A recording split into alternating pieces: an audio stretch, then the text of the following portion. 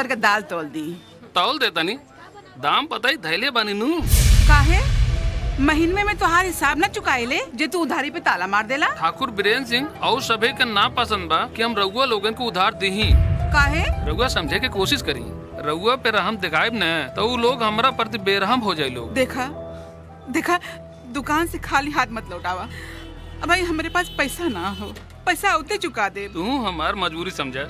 पैसा नगद ना होए तो सामान ना मिली, ऐसे क्षमा कर दी।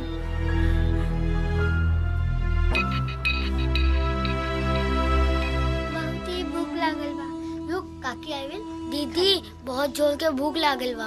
बस काकी राशन लेके अवते हुई हैं।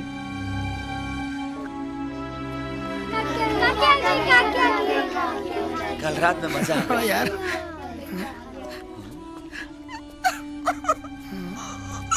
काकी का भइल? का बात बा गीता? का बात बा बेटा? चाचा उधारी बंद, दुकान वाला राशन ना देलस।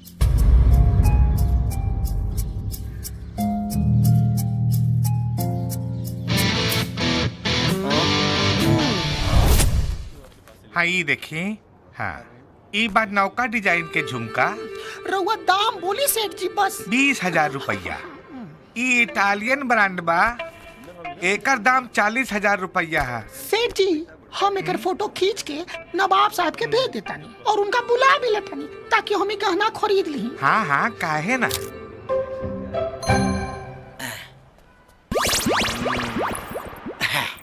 कितना पैसा भाई? 140 रुपया। अस्सलाम वालेकुम नवाब साहब। वालेकुम अस्सलाम बेगम। आदाब सेठ जी। नवाब साहब हाँ ये वाला झुमका तो पसंद कैले बानी हम। अच्छा चांद जैसे चेहरे पे झुमका सितारा, नहीं भूलेगा दुकानदार ये बेचारा। सेठ जी हमारी बेगम की पसंद का दाम तो बताइए। बस 40,000 सरकार। लाहौर बिला कुमार गुस्ताख तो सर कलम कर दे। का भइल सरकार? इतना घटिया इतना सस्ता झुमका हमरा बेगम के दिखाओ को तो हिम्मत कैसे भाई? तोरा पता बा हमरा घर के अखबारे सोना के खदान, हमरा घर के पिछवाड़े सोना के खदान, हमार पूरा खानदान सोने के खदान में पैदा भइल बा। फिर यहाँ 2 तोला सोना लेवे खातिर काहे चलाई नहीं सरकार? गुस्ताख नवाब साहब से तो जुबान लड़ा उतर है। एकर अंजाम बहुत बुरा होई। गलती हो गई सरकार। चली चली चला बेगम चला तोरा का हम हीरा के हार खटवा। चली पहले गुस्सा बहुत पातर बा फाट चला चल। अरे नकली सोना, अरे नवाब ना ठग रहले सन। अरे नकली सोना हमरा के दे के असली सोना लेके चल गईले। अरे पुलिस, अरे पकड़ा अहमद के, अरे पुलिस। कितना हिसाब भइल? कुल 6,650 के बिल भइल। अच्छा काके इला। हमार नाम है प्यारे लाल, इंस्पेक्टर प्यारे लाल। अब देखिया हमार कमाल। ए, चल चल।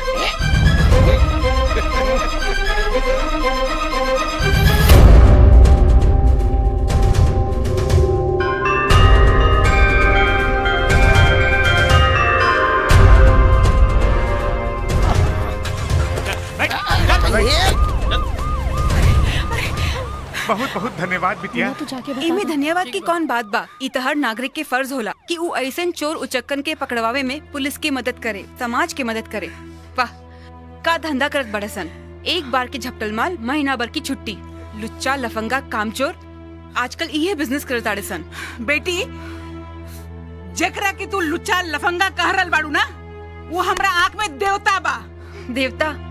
इन्हन की असलियत देख के तो पैर तले जमीन खिसक जाई। तो चला हमरे साथे।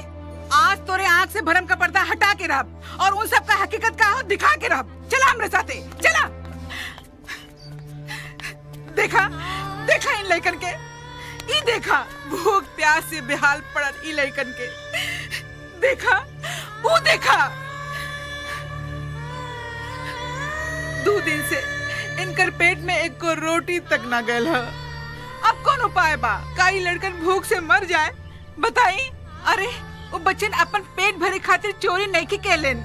ये मासूम अनाथ बच्चन का दुख दर्द उनकरा से देखल नहीं खे गइल। काकी हालत कोनो भी होके चोरी चोरी होला। पकड़वा के हम कोनो गुनाह नहीं की केले। हम अपन फर्ज निभावले बानी। फिर तो तुम्हार फर्ज अधूरा बा। पकड़ावे के हो तो जाके अपने बाप के पकड़ावा, जो धोखा से नकली दस्तावेज के बल पे हमारी कोठी हट पे जाता हो।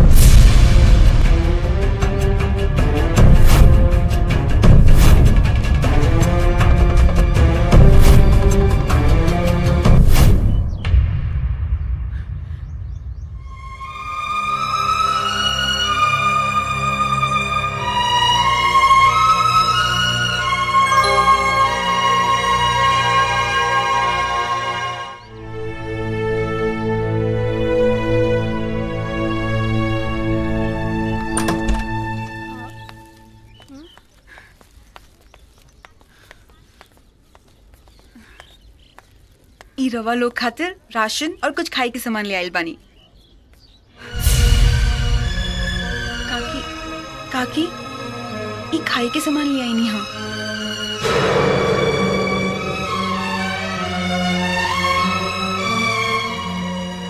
दीदी कुछ खाए के दे देना, बड़ भूख लागल बा। अरे ई रहल गर्मा गर्म समोसा, ई खाई।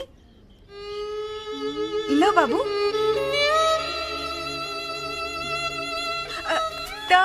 केक ना चाहिए। अच्छा तो चॉकलेट खा। अरे बच्चा लोग के तो चॉकलेट पसंद होला ना। ना चाहिए। अच्छा ई लो नमकीन वेफर्स। ना चाहिए। चॉकलेट ना, वेफर्स ना, समोसा ना, तो का चाहिए? हमने के आपन केसारी चाचा चाही।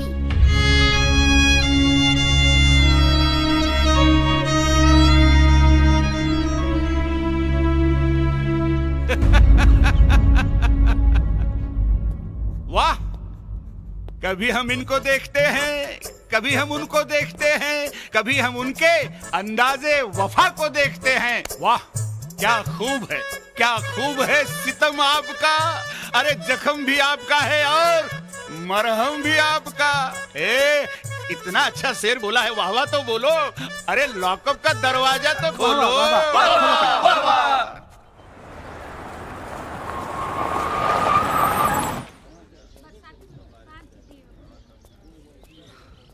चाचा चाचा आ गइलन, चाचा आ गइलन। ए रिंकी, ए चिंटू, चाचा आ गइलन।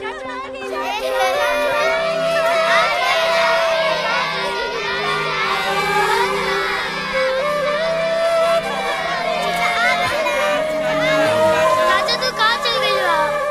हम कब से परेशान बानी। चाचा हमें को छोड़कर मत जाइए। मत जाइए, कहीं मत जाइए। हाँ बेटा, अब कबो ना जाए छोड़ के, कबो ना। बच्चा लोग अब तो तोहनी के साथ चाचा आ गइलन। अब तो खाना खा लो लोग। हाँ बच्चा लोग, चला अंदर खाना खा ला। चलो। मैं तो समझी थी चोर, लफंगा और नालायक है तू। आज एहसास हुआ कि भगवान के बात पूछने के लायक है तू। सुनी, हम तो उसे एको शर्त लगावल चाहता नहीं, और वो शर्त हारल भी चाहता नहीं। हम तो के छुए बिना जुम्मा ले सकीनी। ये सब राउर प्यार और दुलार के नतीजा बाजी जी।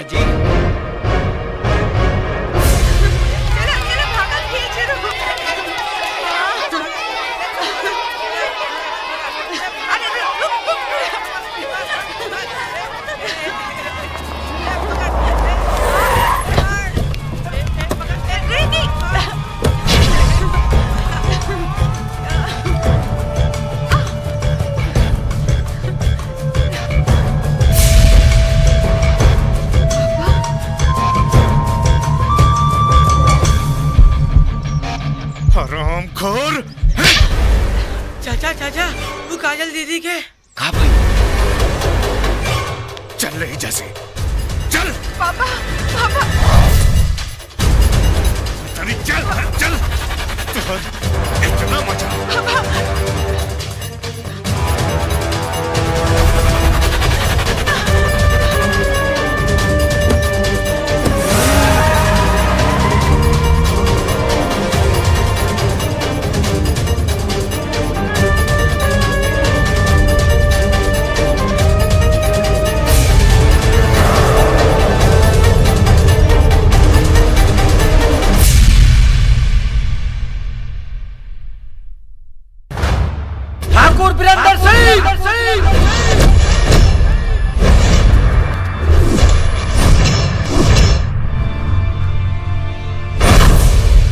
ठाकुर वीरेंद्र सिंह के हवेली शेर के मान बा।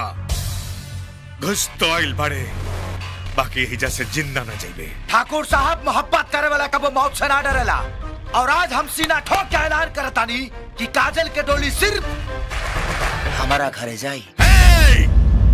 सपना मत देख ई घर के दामाद बने के। अरे तू तो हमारी घर के चौकीदार भी बने लायक नहीं है। हरामजादा, काजल तो तू, काजल के जूती भी ना बिदा हो कि तुम्हारे साथ डोली पे।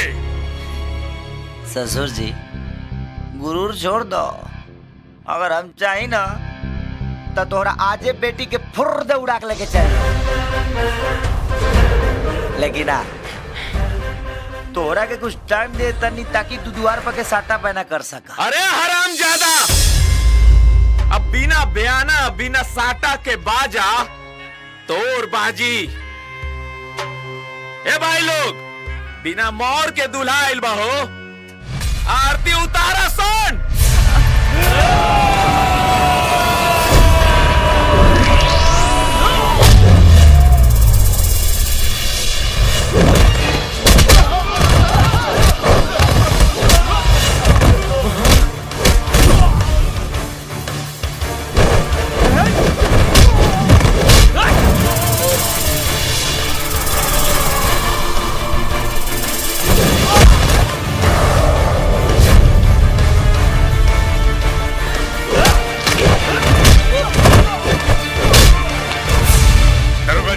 जल्दी आई।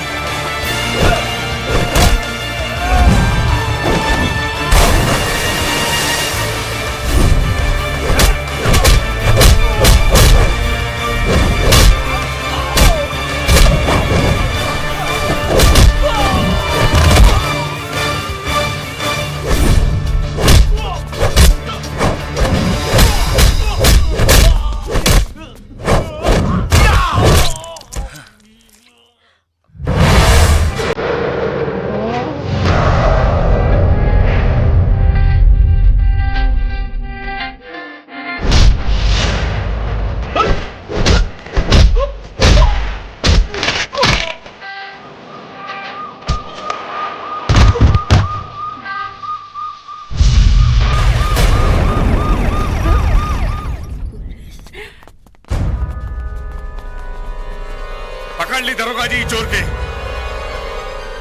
दिन दहाड़े दीवार फांद के आ गइल बा और दंगा करत बा। अच्छा, चिंता न करी ठाकुर साहब, ऐसन लगाई धारा कि लफड़ा ना करी दोबारा। अरेस्ट करे करके गिरफ्तार करा। आवा ले चला।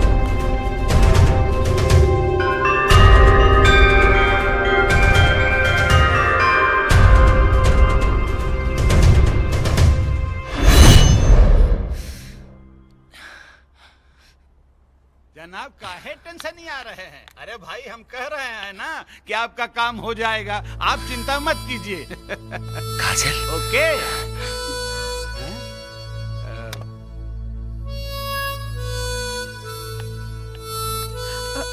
दरोगा जी इनकी छोड़ दी।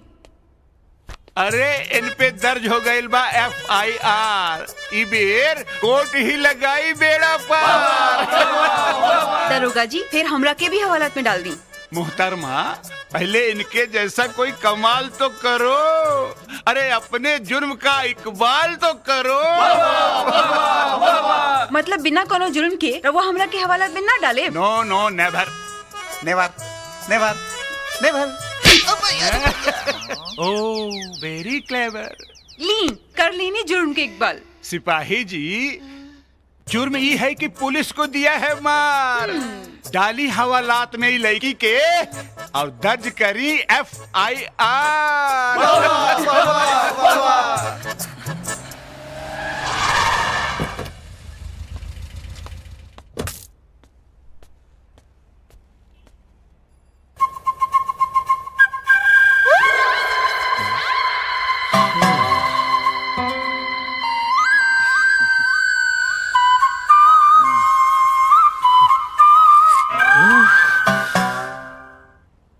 का हो दरोगा, राउर हिम्मत कैसे भइल कि ठाकुर वीरेंद्र सिंह के बेटी के रउआ हवालात में बंद कैले बानी?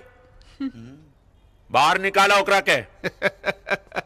ए बाबू दर्ज हो गई इन पे FIR। अब तो कोर्ट के आदेश के बाद ही खुली लॉकअप के द्वार। ऐसा ना प्यार किया होगा किसी ने जमाने में। वाह वाह। मोहब्बत का खेल होगा आज इस कैद खाने में। वाह वाह वाह वाह वाह वाह, क्या बात है, वाह। अब खेल ना हुई बेटा, मौत के तांडव हुई तांडव। हेलो